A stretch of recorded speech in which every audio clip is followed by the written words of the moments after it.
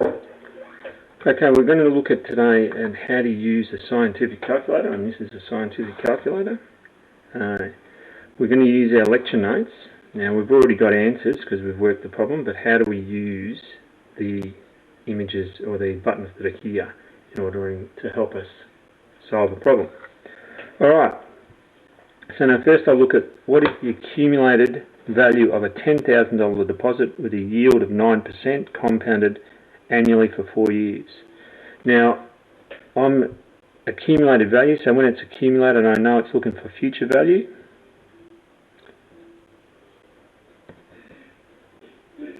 Alright, and it's $10,000, 9% yield, 4 years. So there's my bits of information. You can see that I've tried to do this before, and I forgot to put the microphone on.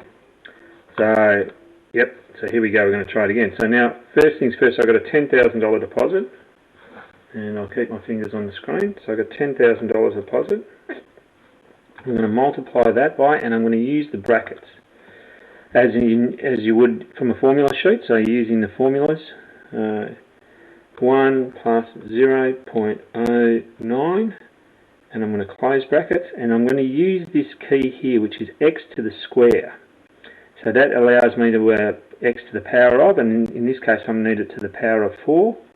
So I'm going to press that button, you see the screen changes just slightly, and I'm going to hit a 4 there, and then I can just hit equals. And you see that we come up with the answer that we want to have a look at. So I've got $14,115.80, I'm rounding up, 2 cents. So we agree. So we know how to use that one. The next one we're going to do is a present value of a single sum. So I'll delete all that. I'll clear it all.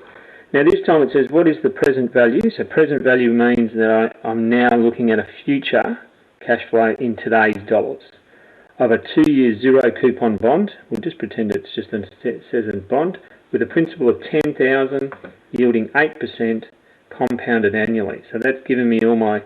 So we need to find present value. We've got future value. We know it's $10,000. The rate, which we've got, is 8% per annum, and its number of years it's compounded by.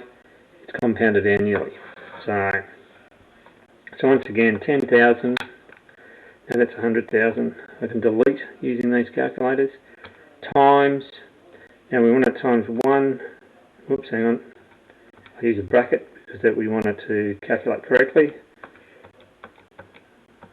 So 1 plus 0.08, close brackets, and once again using that x with a box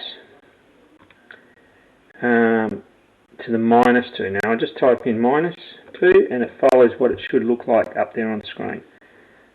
So that we haven't used any new buttons on this one. So this is the same sort of buttons that we used on the last one, but I just thought I'd demonstrate how to do a minus 2. And if I hit equals, $8,573.39, which agrees to what we've got here. Present value and future value.